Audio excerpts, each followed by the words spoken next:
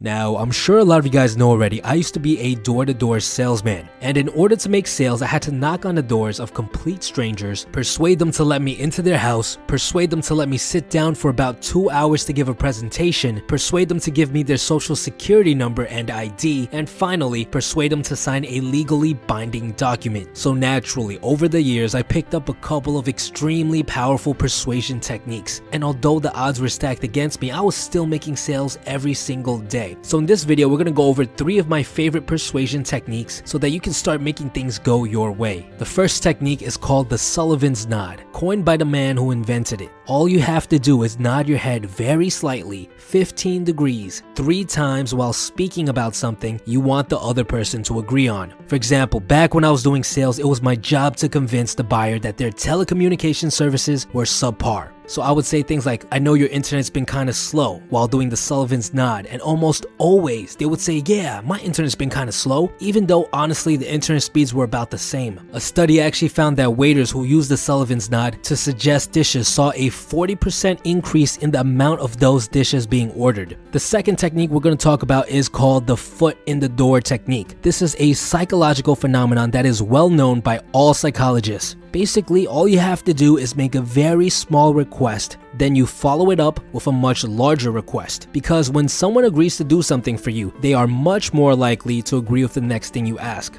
When I was doing door-to-door sales, I entered the homes of about 10 people a day. Most of the time, I was able to enter within the first minute of my interactions. And this is all because of the foot in the door technique. Here's what I would say. I would say, do you have a remote? Yeah. Okay, can you bring it to me real quick? I just want to show you something.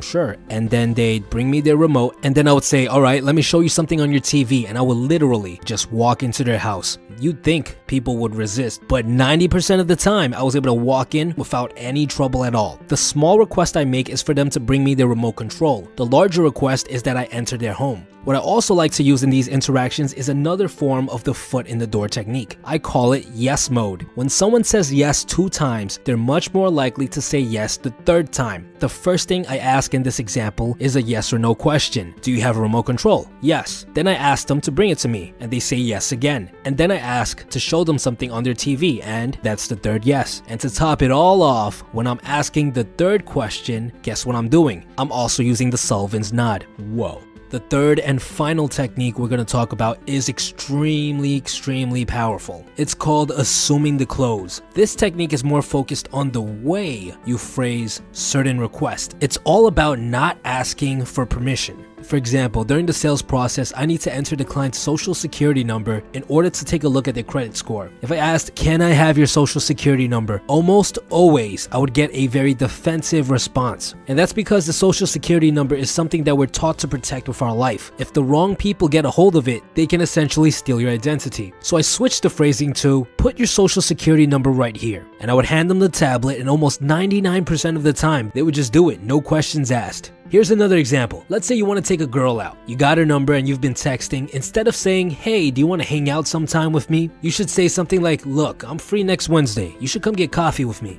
This technique is very effective because it makes it seem like you already expect them to say yes. This portrays an enormous amount of confidence, and it also makes your request seem like something that a lot of other people have already said yes to. So when one of my clients hears me assume the close, they think, oh, this must be part of the procedure. And when she hears you assuming the close, she thinks, oh, he's probably taken a ton of people out on coffee dates. This is no big deal. And the great thing about these 3 techniques is that you can combine them to give yourself an incredible persuasive edge. Mix them together, stack them on top of each other, try them out the next time you have to persuade someone to do something, and you'll definitely see a significant improvement.